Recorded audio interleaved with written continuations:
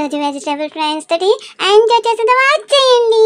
ఈరోజు vegetable onion, టమాటా, ఆలు, మిర్చి, క్యారెట్ ఆల్మోస్ట్ వెజిటేబుల్స్ అన్నీ ఫ్రెండ్స్ అనమాట. అయితే ఒకరోజు చాలా హ్యాపీగా ఉంటాయి. ఎందుకు హ్యాపీగా ఉన్నాయో తెలుసా? అవి అన్నీ కలిసి పార్టీ ప్లాన్ చేస్తాయి. పార్టీకి వెళ్ళి చాలా ఎంజాయ్ చేయాలని అనుకుంటాయి. అప్పుడు అమ్మమ్మ అంటుంది, పదండి వెళ్దామంటుంది. అప్పుడు ఆనియన్స్ అంటుంది, నో అమ్మమ్మ, మేము వెళ్తామంటే మీరు ఎలా వెళ్తారా అని అడుగుతుంది. అడిగితే మేమందరం బైకుల మీద, స్కూటీల మీద వెళ్ళిపోతామంటారు.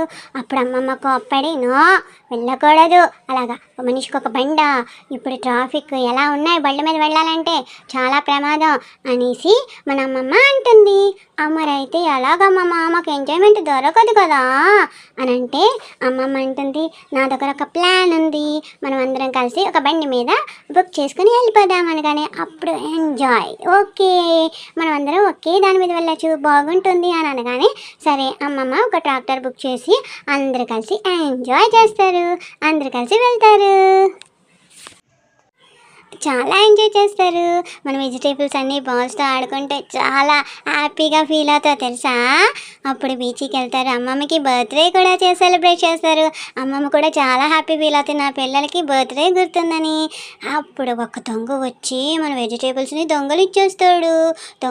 అప్పుడు దొంగ వచ్చి వెజిటేబుల్ దొంగలించి బజార్కి అమ్మేస్తాడు. అవి చాలా ఏడుస్తాయి.